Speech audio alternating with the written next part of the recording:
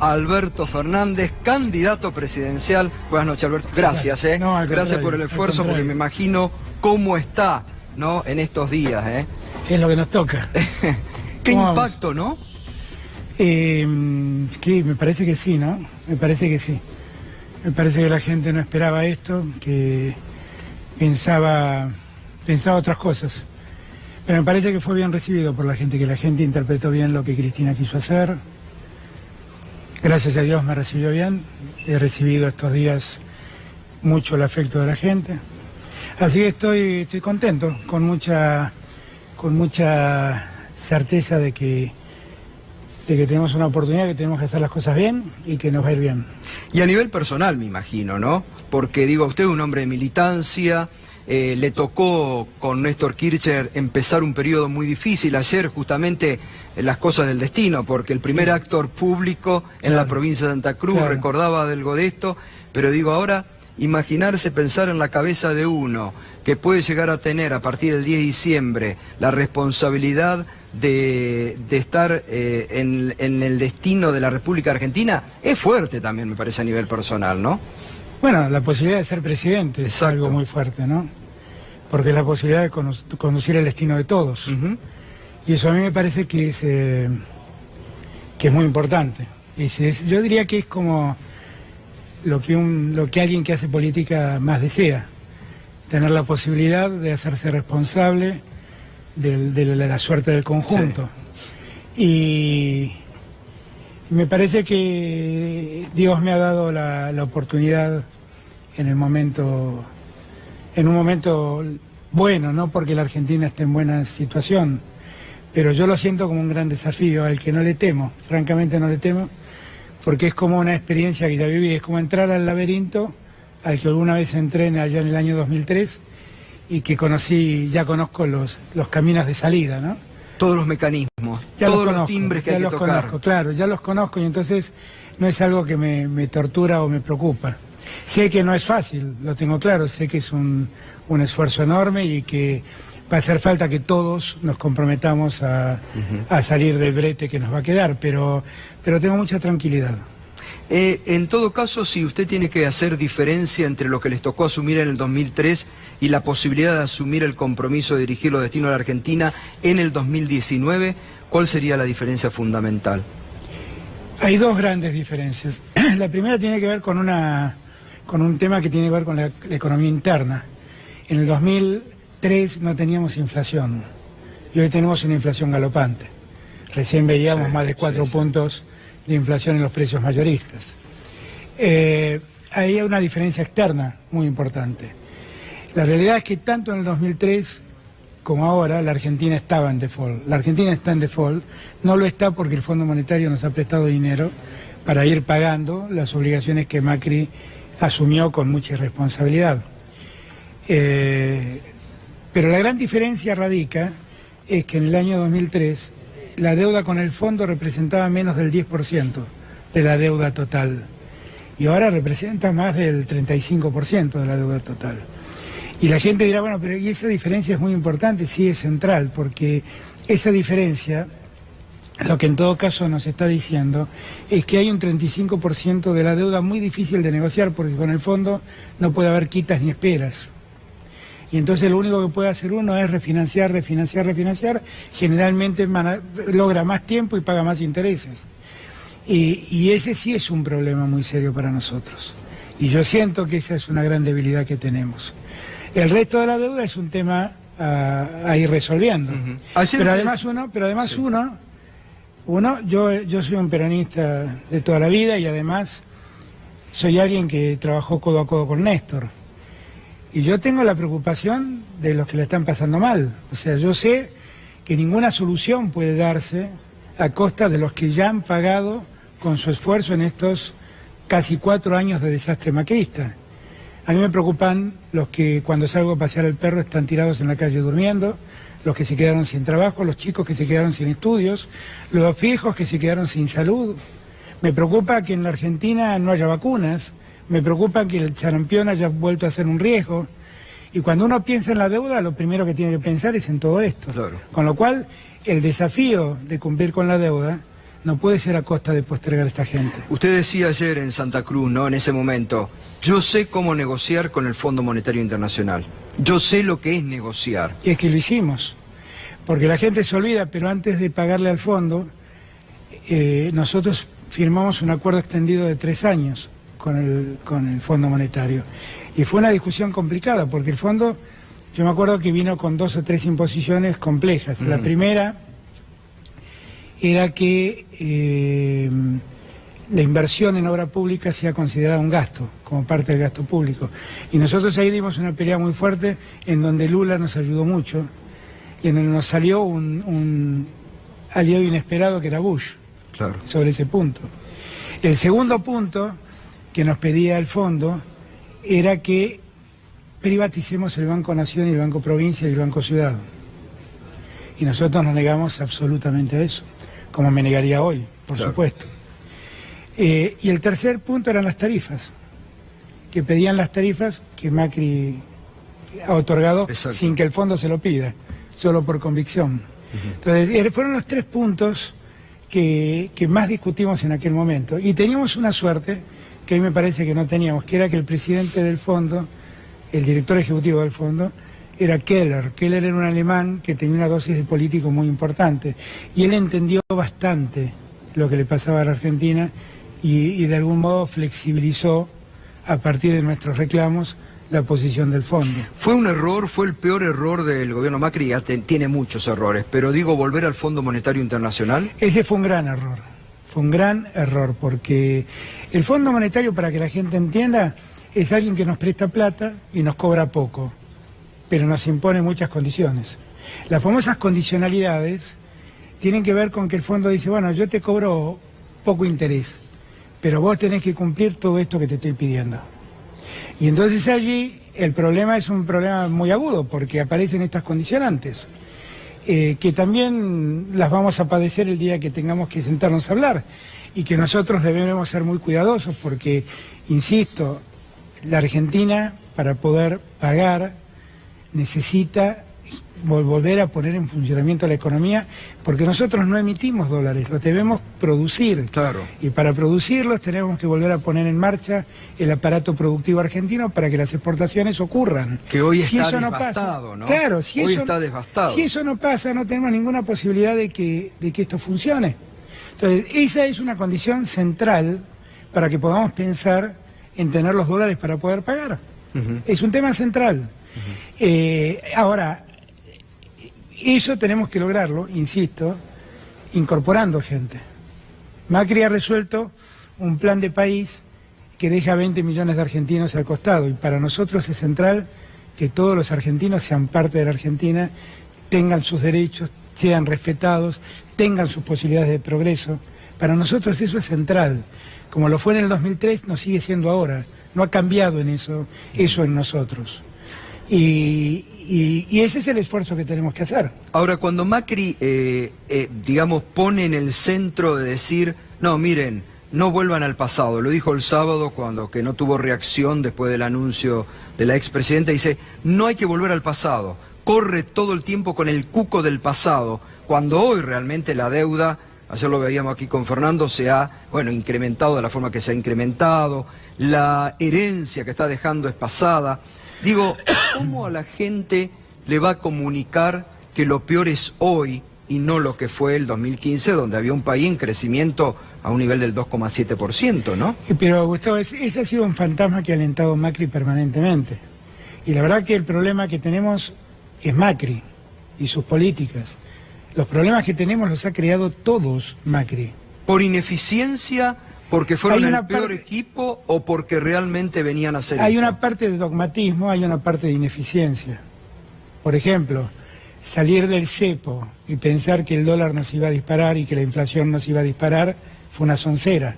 Pensar que la Argentina funcionaba con un dólar, como era el dólar blue de entonces, 17, 16 pesos, era una estupidez, porque eso era no tener en cuenta que los que compraban insumos para producir los pagaban a un dólar de 9 y pico, con lo cual soltar el cepo como lo soltaron generó la inflación de 40 y tantos puntos que se vivieron en el año 2016. Eso es un caso de enorme ineficiencia. Y hay casos de dogmatismos. O sea, Macri sigue creyendo que en algún momento la economía va a ser tan exitosa que va a derramar las riquezas de los poderosos y eso como va... pensaban en los 90. Exactamente, y eso se va a convertir, exactamente igual, y eso se va a convertir en recursos para los sectores más empobrecidos. Y eso es estar recontravisto que no existe. ¿Dónde hay dogmatismo? Hay dogmatismo cuando se piensa que la inflación se resuelve manejando el tema monetario. Hace 3 años y medio que están restringiendo la circulación monetaria y bajando el consumo. Y la inflación cada día está peor. Es evidente que esa no es la causa de la inflación. Pero a mí me parece que hay en Macri una parte de ineficiencia, una parte de dogmatismo y una parte de negocios. Negocios para los amigos. No es casual que los amigos de Macri... Capitalismo de country, que dice. Exacto, es bueno eso, es bueno eso. Después le voy a decir quién lo dice. Es bueno eso de capitalismo de country. Son amigos que alguien les ha dicho al oído, claro, invertí en energía, que yo te garantizo ganancias exorbitantes, dolarizaron todas las tarifas, es la única parte de la economía argentina que está dolarizada, y a partir de allí todos padecemos. Nosotros seguimos cobrando sueldos en pesos, pero Caputo, Midling, todos ellos cobran tarifas en dólares. Y bueno, así funciona el capitalismo de country. Capitalismo de country. Es buena esa, es muy buena. Después le voy a decir quién lo dice. Bueno, una persona que usted conoce también, pero no lo vamos a... No. Así le reconocemos el copyright. Sí, totalmente. Ayer, porque no debe ser fácil cuando uno está, primer acto, había mucha gente en Santa Cruz, cantaban vamos a volver, usted los enmendó y dijo, vamos a volver para ser mejores. Sí, claro, porque ahí yo también reviso lo que nos pasó, y en eso creo que tenemos que revisarnos nosotros mismos. Que en todo caso es un activo y no una crítica como ha montado el gobierno o los trolls del gobierno. No, exactamente. Es admitir que algo hicimos mal y por eso la gente no nos acompañó. Y yo creo además que si es que tenemos la suerte de que la gente nos da otra oportunidad, lo que no tenemos es el derecho a equivocarnos. No tenemos el derecho a equivocarnos. No podemos permitirnos ningún error, porque los errores los padece la gente, los padece el ciudadano. Lo padece el hombre y la mujer que a diario trabajan o que buscan trabajo. A mí me parece que tenemos que hacer un enorme esfuerzo para la Argentina que se viene. Y parte del esfuerzo es ser mejores de lo que fuimos, admitiendo que hubo cosas que hicimos mal. Ser mejor que Macri no es un esfuerzo. La verdad que con muy poco se puede ser mejor que Macri.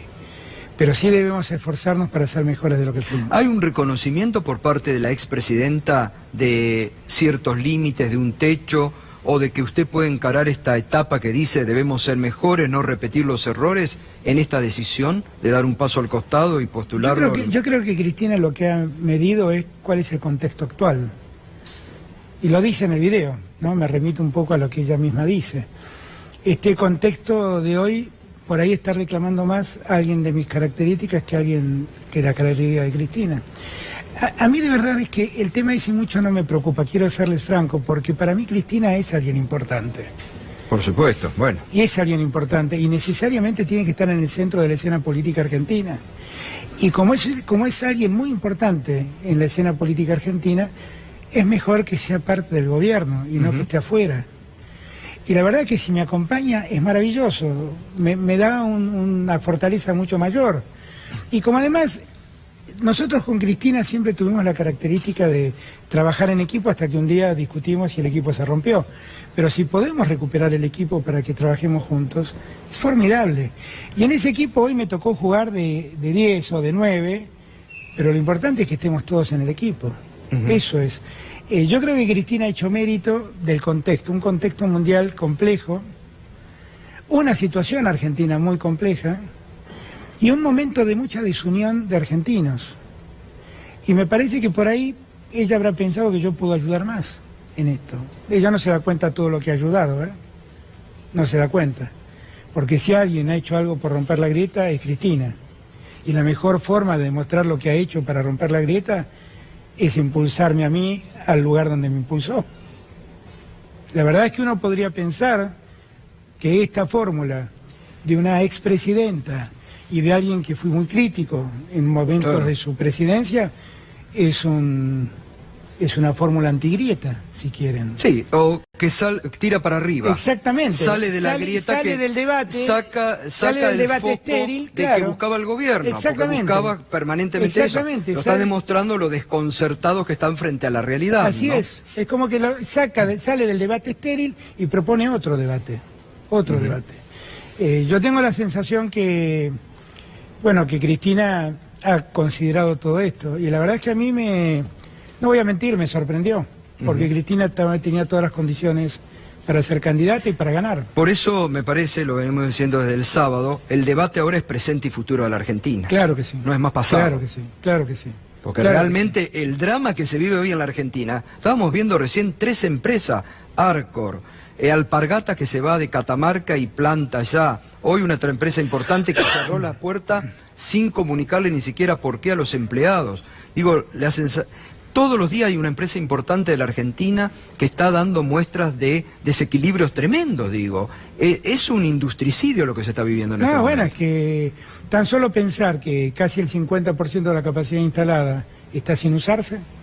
Días atrás, ya había viajado a México, hace mes y medio atrás, 2 meses atrás, y en el aeropuerto de México me encontré con un señor que me contaba que tenía la única fábrica de lapiceras argentinas y que la cerró porque empezaron a importar viromes y lapiceras de afuera y no pudo seguir funcionando.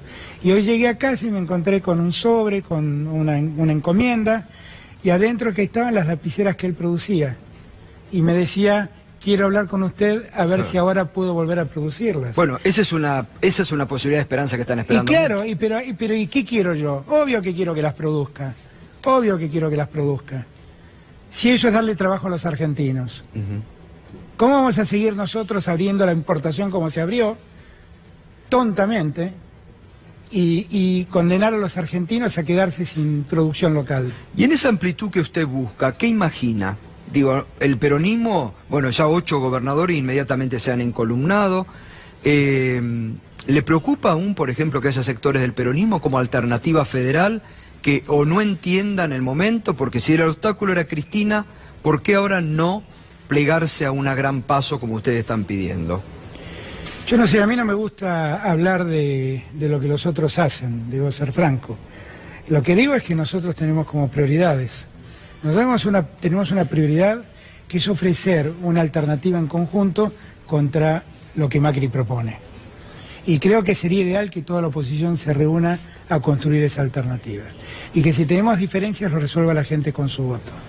Hay otros que no piensan así, que piensan que es mejor la soledad, sin darse cuenta que muchas veces esa soledad es absolutamente funcional al gobierno.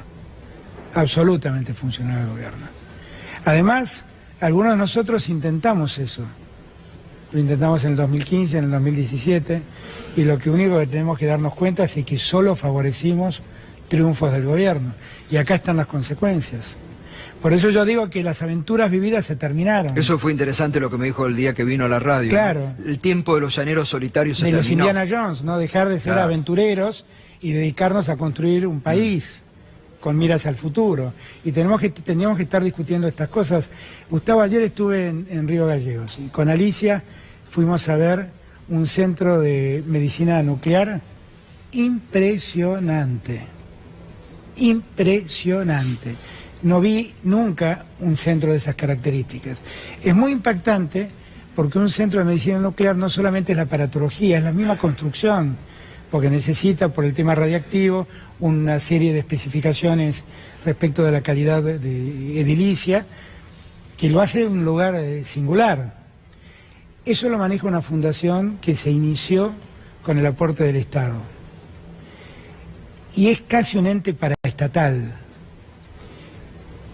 En la Ciudad de Buenos Aires no existe nada parecido. En la Ciudad de Buenos Aires necesitamos atención y tenemos que ir a pagarle a un centro privado. Y no tenemos ninguna posibilidad de que el Estado cubra una cosa así. Bueno, ¿por qué marco esto? Porque esto también define qué tipo de Estado uno quiere. Bueno, a eso iba, porque es importante esto. Digo, Alberto Fernández presidente, Ministerio de Salud, ¿lo vuelve a ministerio? Obvio. Ministerio de Ciencia y Tecnología. Pero obvio, con otro ministro, claramente. Sí. Obvio, porque esta mañana hablaba con Facundo Ministerio Manes. de Trabajo. Ministerio de Trabajo, bueno, obvio. Hoy está hablando, lo que sí cerraría es el Ministerio de Modernización. Bueno. Donde solo hay trolls. Claro. Que están trabajando cuidadosamente contra mí en este momento. Sí, sí. Mucho, ¿eh? Sí, claro. No, y salen de ahí, ¿eh? Y salen de ahí. Es el Ministerio de los Trolls, eso, no es el Ministerio de Modernización. Pero ¿a dónde iba? Hoy a la mañana hablaba con Facundo Manes, que es un amigo y que siempre me interesa su opinión. Que tiene un plan impresionante para combatir la pobreza mezclando ciencia y tecnología, claro, educación. Pero es que de eso siempre hablamos con Facundo. Y la verdad es que yo quedé muy impactado por el centro de atención de medicina nuclear que conocí ayer. Y yo le planteaba a Facundo, el mundo del futuro está directamente relacionado con la inteligencia de las sociedades. El desarrollo de la ciencia y la tecnología es lo que hace diferente a las sociedades. Noruega tenía mucho petróleo, pero la verdad es que Noruega perfeccionó la producción de su petróleo cuando desarrolló la tecnología para hacer de esa industria extractiva lo mejor. Y nosotros tendríamos que hacer otro tanto en Argentina. Pero no es la preocupación de Macri. Porque Macri lo que prefiere es importar la tecnología. Claro. Y con eso lo único que hace es retrasar el desarrollo argentino. Obvio que hace falta un Ministerio de Ciencia y Tecnología y dotar a ese ministerio de muchos recursos. Obvio que hace falta tener un Ministerio de Salud que se ocupe de que, por ejemplo, en Argentina no falten las vacunas. En Argentina está volviendo el sarampión porque no hay vacunas. Y lo que se han desmantelado los planes muy importantes a nivel de provincias, de prevención de muchas... Eso es gravísimo, eso es gravísimo. Ahora, esa reestructuración del Estado y esa revisión del Estado hay que hacerla con mucha seriedad. Fíjense todos los recortes que hicieron en el Estado Nacional y este año la Argentina va a terminar con un déficit primario de más de 1 punto. Con todo lo que recortaron. Claro, pero han incrementado la pauta y han incrementado el Ministerio de los Trolls. Exactamente. ¿No? Exactamente. Que ahí es donde se va. Exactamente. Digo, le preocupa porque ya empezaron las campañas sucias, de pronto se acordaron de Alberto Fernández, ya empezaron denuncias insólitas.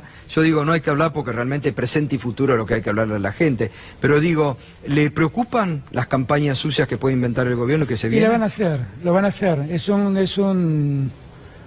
un gobierno que solo sabe judicializar la política. Exacto. Y cuando se quedan sin argumento la mandan a Zubik a denunciar un disparate, ¿no? Pero bueno, la verdad es que uno tiene la conciencia limpia. Ahí hubo definiciones importantes en los últimos días que quiero recuperar. No es necesaria una reforma constitucional en la Argentina. Sí, no es ninguna prioridad la reforma constitucional. A mí me pasa, yo debo confesar que yo estoy muy imbuido de mi experiencia, ¿no? ¿Cuánto cambió la Argentina en épocas de Kirchner? ¿Mucho? Sí. Se hizo con esta Constitución. Exacto. Entonces no es la Constitución el problema. Sí, una reforma judicial. Claro, pero no hace falta reformar la Constitución. Tal vez haya que reformar algunos aspectos del Consejo de la Magistratura y tendremos que revisar con qué criterios se seleccionan jueces. Se pusieron nerviosos los magistrados por algunas expresiones que usted tenía. Es una cosa llamativa. Y además es una cosa llamativa la persistencia. Miren, todos los que se quejan dicen ser republicanos. Ahora, en la República, el gobierno tiene 3 patas: el Poder Ejecutivo, el Poder Legislativo y el Poder Judicial. El Poder Ejecutivo se expresa a través de decretos, el Poder Legislativo a través de leyes, el Poder Judicial a través de sentencias. Esos son los actos de gobierno. Y cada funcionario debe hacerse responsable de lo que hacen esos actos de gobierno. Debe responsabilizarse. Eso es así. Los jueces dictan actos de gobierno, son las sentencias, y deben hacerse responsables de lo que dicen en las sentencias. Y nadie debe molestarse porque uno diga que deberemos revisar lo que los jueces han dicho. Nadie debe molestarse, porque los jueces son responsables de las sentencias. ¿Qué significa revisar sentencia? Porque esto también escandaliza a muchos. No, que puede ser que se hayan cometido enormes injusticias y que alguien debería revisar en el futuro por qué se cometieron estas injusticias. Voy a dar un ejemplo saliendo de la política, que me van a entender muy fácilmente, Gustavo. Cuando vemos nosotros que un juez dispone de la libertad de alguien y ese alguien sale y mata a una persona o viola a una persona, ¿Qué ocurre en los medios de Se comunicación? escandalizan. Se escandalizan Van contra el juez. Y piden la renuncia del Sí. juez, y piden que se vaya Sí. por un acto de gobierno que dispuso una libertad. Exacto. Ahora, cuando aparece un juez y dice, no, vamos a tener preso durante años a una persona porque tiene un poder residual que puede obstaculizar la prueba. ¿Eso no hay que revisarlo? ¿Eso no es un abuso enorme? O un fiscal que está hace 45 días en rebeldía. Bueno, eso ni hablar. Que ningunea Eso ni la hablar. justicia. Eso ni hablar. Eso ni hablar. Que tenía una relación con un personaje que hoy descubrimos que se cruzaba mensajes con la ministra, Con de, la ministra de Seguridad, Seguridad. del tipo que se cruzaba. ¿No? Entonces, del tipo de mensaje que se cruzaba. Entonces, yo lo que creo es que nadie debe escandalizarse por eso. Nadie. Yo el otro día leí una nota de Hernán Capielo que decía, no, las decisiones de los jueces las revisa la Corte. No. Las decisiones de los jueces las revisan los ciudadanos también. No, y si además uno está la observa- institución del juicio político. Pero además, si uno observa que un juez está cometiendo tropelías, uno puede denunciar al juez, que tiene que esperar que la Corte Claro. resuelva. Pero está la institución del juicio político. Además, Y hay muchos jueces con pedidos de juicio político. por eso digo, no deben escandalizarse. No sé por qué la Corporación Judicial se reaccionó de ese modo. Porque además, Porque será que se sienten que están con no, deudas es que de la saben lo que sociedad. han hecho, saben lo que han hecho. Claro. Cristina, hoy, está sentada en el banquillo de los acusados porque un juez le echa la culpa de haber mandado proyectos de leyes de presupuesto que el Congreso aprobó y de haberlas promulgado después. ¿Me pueden explicar cuál es el delito ese? ¿Alguien me lo puede explicar? Ahora, eso lo escribió un juez que se llama Ercolini y lo firmó.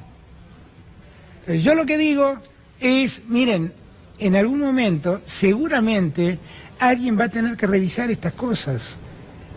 No sé por qué se escandalizan. Nosotros no revisamos las sentencias de la Corte Suprema de la mayoría automática y eso determinó que 4 jueces salieran eyectados de la justicia, 2 por juicio político y 2 porque presentaron las renuncias porque no soportaban el juicio político. Bueno, se revisaron las sentencias también de la obediencia debida y el punto final en la Bueno, pero eso se hizo, Vía el Congreso. por vía ley, claro. Pero digo, ¿por qué no pueden soportar? Bueno, será rendir porque también cuentas? ahí habría que... ¿Usted es partidario, por ejemplo, de que el impuesto a las ganancias lo paguen los jueces? Y sí, yo soy hijo de un juez. Papá murió hace muchos años. Digo papá, en verdad era el segundo marido de mamá, pero me crié con él y es el que me inculcó todos los valores. Para los jueces, el tema del impuesto a las ganancias era un tema central. Claro. Porque sentían que se estaban metiendo con su sueldo y que de algún modo el Poder Ejecutivo los condicionaba cobrándoles impuestos o no cobrándoselos. Ahora, a esta altura no cabe duda que tienen que pagar impuestos a la ganancia. La Corte, ¿usted sería partidario de ampliarla? Yo no, No. Con 5 está funcionando bien. yo no, yo creo que sí. ¿Y modificaciones sí al Consejo de la Magistratura? No, al Consejo de Magistratura hay que modificarle todos los procedimientos, todas las lógicas, todas las lógicas. Hay un trabajo que hizo Federico Tea, que es un joven maravilloso, la gente, un equipo que tiene Federico Tea en la Facultad de Derecho de la Universidad de José C. Paz, que hizo un estudio cuidadoso de las características de cómo se han designado los jueces en los últimos años en la Argentina. Y es muy interesante ver eso, muy interesante cómo se alteran órdenes de mérito con una reunión con un consejero, esa reunión se califica y hacen que alguien descalificado pase a calificar y alguien muy calificado quede afuera. Ha habido infinidad, el 70% de las órdenes de mérito se alteraron con esas audiencias. ¿Y servicios de inteligencia cree que el tema de la AFI hay que seguir modificando, que Cristina se quedó corta con las reformulaciones que hizo sobre el mandato, con toda esta podredumbre que está saliendo a la superficie de la banda de D'Alessio, donde están los servicios de inteligencia metidos en la justicia, que dominan relación con jueces, fiscales, el poder que tienen sobre algunos jueces también, ¿no? Lo que denunció Carzoglio, ahí está, otro ejemplo, ningún magistrado se escandalizó. Pero perdón, nosotros escuchamos cómo el ministro de Justicia apretaba a un juez para que renuncie. Sí. Lo escuchamos, nadie escribió un centímetro. Nada, yo no lo leí en ningún lado eso. Lo he visto aquí, pero no lo he visto en ningún diario. No lo he visto. El ministro de Justicia presionando a un juez para que se vaya. O las listas que hacían en los programas de televisión o en los principales titulares diciendo estos jueces no nos gustan, hay que sectarlos. Pero lo escriben y ahí nadie reaccionaba. Nadie, la Asociación de Magistrados no reaccionaba ahí, no reaccionaba. ¿Y el servicio de inteligencia lo modificaría? Déjeme contar una anécdota para terminar el tema judicial. El día que dije yo eso de que los jueces debían rendir cuenta de sus actos, fue en un programa donde una de las periodistas era Ernesto Tenenbaum y María O'Donnell. María O'Donnell, ¿saben cómo empezó la pregunta? Me dijo, está claro que a la justicia federal hay que tirarla a la basura, pero ¿qué crees que hay que hacer? Y entonces yo le dije, no hay que tirarla a la basura, claro, porque no es todo lo mismo. Exacto. Y ahí expliqué los unos y los otros. Ahora, se escandalizan de lo que yo digo y no advierten que hay una periodista de la calidad de María O'Donnell diciendo que a la justicia federal hay que tirarla a la basura. Y por eso no dan cuenta en la Asociación de Magistrados. No, está claro. Digo, ¿y los servicios de inteligencia hay que modificarlos? ¿Hay que modificar la AFI? ¿Hay que profundizar ahí? Yo creo que eso hay que cambiarlo de cuajo, sinceramente. Yo creo que Cristina hizo sobre el final de su mandato un esfuerzo creando la AFI y dotándola de una transparencia que Macri le quitó. Cristina, cuando hizo la reforma en la AFI, dispuso que los fondos de la AFI sean públicos, que era algo que reclamaban Laura Alonso, Elisa Carrió, todo el gobierno, todo el actual gobierno, todos los dirigentes del actual gobierno. Pero lo cierto es que llegó Macri y lo primero que hizo fue poner ahí al amigo con el que vendía jugadores y volvió secretos todos los fondos de la AFI. ¿Para qué volvió secretos todos los fondos de la AFI? Quiero creer, para no pensar mal, que lo volvió secreto para pagarle a personajes como los D'Alessios, que de otro modo no se podían explicar. Claro. Ahora, la Argentina no puede tener un sistema de inteligencia que funciona pagando en negro personajes como los D'Alessios. No, totalmente. Es incomprensible. Y la Argentina no puede usar al Sistema Federal de Investigaciones o de Inteligencia para perseguir opositores. En este momento la AFI debe tener un cuerpo tratando de saber qué es lo que estoy haciendo yo y tratando de encontrar una mancha negra en mi vida. Digo, yo ya lo sé eso, porque eso es lo único que saben hacer. Se quedan sin razón y lo único que saben hacer es eso. Totalmente. Bueno, Fernando, Juan, empezamos también. ¿Qué tal, Alberto? Buenas noches. Juan? Indudablemente, si hay algo que sucedió en estos años como consecuencia de todas las políticas mal implementadas que ustedes vienen muy bien describiendo, es que mucha gente se cayó del sistema directamente, que quedó excluida del sistema y, digo, cada vez hay más familias que van al trueque, que tienen que trabajar todo el día y a la noche solo pueden darle de comer a sus hijos. ¿Con qué palabra, con qué promesa de usted se puede encontrar esa persona que está del otro lado mirando y que se va a dormir hoy con hambre? Es que el hambre es el mayor problema que tenemos en la Argentina. Y la mayor preocupación debería ser que ningún argentino en el siglo XXI padezca hambre. Y la verdad, cuando yo recién decía que no puedo pensar en la deuda sin pensar en los que tienen hambre, estaba hablando de eso. El problema es que Macri desarrolló una política donde no le importó cuánta gente se quedaba al margen y empezaba a pasar hambre. Y nosotros no podemos seguir actuando así. No podemos, es una cuestión ética de la política. No se puede pensar hacer política sin tener presente que la política está destinada a mejorar la vida de la gente. No es posible pensar una Argentina donde se mejora la vida de algunos a costa del padecimiento de otros. No es posible, es indigno, es inmoral y es indecente. Por lo tanto, eso es un problema básico para nosotros. Yo este tema lo he hablado mucho con Daniel Arroyo. Daniel tiene 1000 ideas para combatir este problema. Es un hombre de un enorme valor. Sí. ¿Lo tendría previsto para su equipo? A Daniel, obvio. ¿Cómo no? Es el hombre que más sabe de conflictos sociales, del conflicto de la pobreza, y es el que más soluciones aporta. Y además es alguien que conoce cómo la miseria va empujando a muchos jóvenes al delito, a la droga y a peores padecimientos. Ese es un tema central, Juan. No podemos pensar que la Argentina tiene buenos números si tiene estos índices de pobreza. Si 1 de cada 3 argentinos es pobre, ¿qué buen número macroeconómico puede justificar eso? Ninguno. La macroeconomía tiene buenos números si además la gente vive bien. Si no, todo está mal. Hablando de economía, hay una sensación de que la economía está en una situación pre-explosión, ¿no? Está la deuda, la inflación, la recesión. Llegado al gobierno, ¿hay alguna medida que hay que tomar primero? Controlar el dólar, poner un techo a las tarifas. Muchas cosas hay que hacer, muchas. Cuando uno ve que 2.200 millones de dólares que se fueron en el último... 2.341 millones. 2.341 millones de dólares que se... Porque este dato además lo tienen que haber buscado, porque no lo informa más el Banco Central. No, está en el informe que salió hoy del Banco Central. Sí, pero no lo informa diariamente. Yo no sé diariamente cuántos dólares están yendo en concepto de fuga de divisas. Y en 3 años, miren, hoy lo hablaba con Cristina, ¿no? En 12 años de kirchnerismo se fueron alrededor de 100.000 millones de dólares. Y en 3 años de macrismo se fueron 65.000 millones de dólares. Salieron del sistema financiero. ¿Se dan cuenta de la magnitud de estas políticas? ¿Se dan cuenta de lo que significa? Volviendo a tu pregunta, Juan, en 12 años de kirchnerismo el salario real creció el 19%.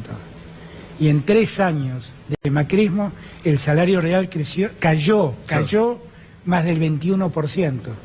Quiere decir que hoy alguien con su salario compra menos de lo que compraba en el año 2003. ¿Se dan cuenta de lo que estamos hablando? De la pauperización social que ha generado Macri. ¿Se dan cuenta de lo que estamos hablando? Nosotros tenemos que prepararnos para hacernos cargo de una economía desquiciada, donde la inflación es un problema, el dólar es un problema, la producción es un gran problema, y tenemos que ver cómo nos ponemos a ordenar todo eso, teniendo en cuenta la crisis social que tenemos. Que no se pueda comprar un litro de leche en la Argentina de hoy, insólito. Eso es un drama. Es insólito. Eso ya cierra todo debate con la actualidad. Y hay un tema que hoy también se lo decía a Cristina medio en tono risueño, ¿no? Hasta hace una semana la aparición nuestra en el escenario de un posible gobierno en el futuro era el caos. Iba a generar una enorme intranquilidad. Bueno, ¿vieron lo que pasó con el dólar? No pasó nada, bajó. ¿Vieron lo que pasó con el riesgo país? Sí, ¿Saben qué es eso? ¿Se acuerdan cuando yo les dije, perdón que tengo suelto el micrófono acá atrás? Sí, igual tenemos que ir a una pausa. ¿Se acuerdan cuando yo vine acá y les dije la última vez que cuando uno hablaba con los fondos de inversión decían que el problema era Macri? Era Macri. Claro, el problema es Macri. Es Macri. Bueno, hay una encuesta y tenemos que ir a la pausa. En la provincia de Buenos Aires, en los últimos días, 45% le tiene más miedo a que gane Macri que a un triunfo. Y claro, pero afuera también le tienen más miedo a Macri que a nosotros. Hacemos una pausa. Me dicen que están cenando los integrantes de Alternativa Federal y están mirando su entrevista. Un saludo y un afecto para todos ellos. Le voy a preguntar qué les diría, algo más político. ¿Se va a reunir, si hay posibilidades, con Schiaretti o con la gente de Alternativa Federal? Yo estoy para hablar con todos. La verdad es que yo creo que venimos en un tiempo donde lo que tenemos que lograr es consensos, acuerdos. La Argentina nos va a dejar Macri, es una Argentina desastrosa. Y por lo tanto tenemos que tratar de entender que todos debemos hacer el esfuerzo de estar juntos para optimizar nuestras condiciones de trabajo y nuestra mayor inteligencia para encontrar respuestas. Yo estoy dispuesto a hablar con todos, definitivamente. Bien. Definitivamente. Alberto, indudablemente muchos puentes se rompieron no solo desde lo político, sino también con distintos sectores de lo que uno denomina el poder real de alguna forma. Uno de los puntos más insistentes en su propuesta es el trabajo, la industria. ¿Prevé algún tipo de reunión con dirigentes industriales, con la Unión Industrial Argentina? ¿Por dónde se empieza a recomponer ese tejido que se rompió? Es que es exactamente lo mismo, ¿no? Cuando yo digo que tenemos que trabajar todos juntos, no es trabajar solamente con la dirigencia política, es también hablar con la dirigencia empresaria. Me preocupa mucho lo que pasa con las pymes. Es gravísimo lo que pasa con las pymes. Las pymes motorizan el 80% del trabajo en Argentina. Y la destrucción de las pymes es gravísima. Es gravísimo lo que pasa en la industria textil, es gravísimo. Lo que pasa en la industria del calzado es gravísimo, gravísimo. Nosotros tenemos que prestarle atención a todo eso. Y obviamente que hay que hablar con los actores. Y yo he sido superintendente de seguros de la Nación allá por los años 90 y la verdad que hice un enorme cambio en el mercado de seguros y todo lo hice hablando y discutiéndolo con las empresas. Por donde se toque hay, digamos, temas para muchísimos, WhatsApp, llamados, Twitter que dice, preguntale de este sector, va. Están los trabajadores de los medios estatales, colegas que nos están, por favor, preguntarle. ¿Ustedes vieron lo que pasó en Canal 7? Sí, les mandaron comisarios políticos. ¿Ustedes vieron? Y el problema era 678. Sí. No tienen cara. Yo no sé Lombardi como todavía sigue siendo secretario, ministro de medios, no sé qué es. ¿Cómo puede ser? ¿Cómo puede ser eso? Pero le proscriben noticias, ¿no? Es que Sí, no. es un hecho escandaloso eso. Sí, que lo que está pasando en Telam. En Telam, bueno, lo están cerrando, están desguazando la agencia oficial. Absolutamente. Y ahí hay replanteos también para hacer, obviamente. Pero claro, primero, yo creo en los medios públicos. Porque lo que muchos argentinos no saben es que a muchos lugares del país, lugares inhóspitos del país, lo único que llega es Radio Nacional y Canal 7. No tienen cable. Y sí llegan estos Bueno, canales... la TDA. La TDA que la están desguazando. La han desguazado totalmente la TDA. La han desguazado totalmente. Eso es algo que tenemos que reivindicar, pero no es un problema de tener un canal público al servicio de un gobierno. Algo con lo que siempre estuve en contra. Es poder dotar de entretenimiento e información a los que viven en los lugares más perdidos de la Argentina. Totalmente. Recién mencionaba que con el conocimiento de la fórmula, los mercados en vez de asustarse, todo lo contrario, bajó riesgo país y se calmó el dólar. Cepo al dólar y default son dos palabras que vuelven a asustar a la gente. ¿Qué hay? Bueno, que del default no se asusten porque estamos en default, ¿eh? La Argentina está en default. Si el Fondo Monetario no viene a socorrernos, la Argentina no puede pagar sus deudas. Y la Argentina no genera los dólares para poder hacer frente a sus obligaciones externas. Y el gobierno no hace nada para salir de una recesión como pocas veces he visto en mi vida. No hace nada, absolutamente nada. Entonces, que nadie se asuste por el default, porque en default estamos. En default nos puso Macri y por eso estamos con el Fondo Monetario prestándonos 57.000 millones de dólares. Por eso, porque estamos en default. Ahora, el cepo es otro tema. La Argentina tiene cíclicamente, y a partir de los años 70 se va profundizando, un momento en donde los dólares, hay una demanda de dólares mayor a la oferta de dólares que el país puede tener. Y en esos momentos ahí empiezan las restricciones cambiarias, porque no tenemos dólares para poder soportar la demanda. Cristina, cuando enfrentó este problema, lo resolvió con el cepo. ¿El cepo fue una buena solución? Yo creo que no. El cepo frustró muchas inversiones y realmente generó un problema en el manejo de la economía muy sensible. Cuando Macri tuvo el mismo problema, ¿qué hizo? ¿Puso el cepo? No. Cuando Macri tuvo el mismo problema fue a pedir dólares prestados para poder cubrir esa demanda. Ahora, cuando uno revisa qué ha sido más pernicioso, claramente lo que hizo Macri, claramente. Esto no es una reivindicación del cepo, no lo es. Solo digo que el costo del cepo fue infinitamente menor que el costo de la solución Macri. Y nosotros tenemos que estar preparados para el futuro, pues yo creo que cuando nosotros lleguemos vamos a poder revertir la caída, digamos, con cierta velocidad. ¿Está prometiendo una lluvia de inversiones? ¿Cómo? ¿Está prometiendo una lluvia de inversiones? Hay que buscar la inversión externa, yo no tengo ninguna duda. En mercados donde no hay competencia habría que buscarlas. Habría que promover un gran plan de inversiones en materia minera, fundamentalmente en el silicio y en el litio, pero no para que sigan explotando silicio y litio, sino para que le pongan valor agregado al silicio y al litio. Y habría que generar un gran plan de inversiones en torno a Vaca Muerta.